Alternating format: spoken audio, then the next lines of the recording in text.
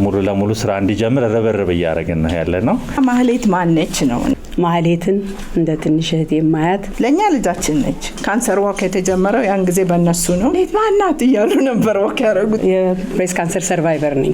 ካንሰር እንግዲህ ወንድም ሴትንም ያጠቃል። ማንም ሰው ለሞት አይገባም። ግን ማህሌት መልካም የነበረች ሴት፣ ደስ የሚለው የማይቆጨው በ40 ዓመቷ ነው የሞተችው። ግን የ80 የ100 ዓመት የሚሰራውን ሰርታ ነው ሄደች። ሌላው የካንሰር መድኃኒት ነው።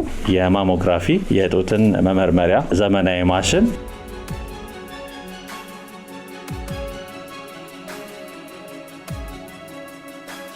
እቃውን ይዘን መጣን እንጂ እናንተ በጣም ብዙ ነገሮችን አልፋችሁበታል።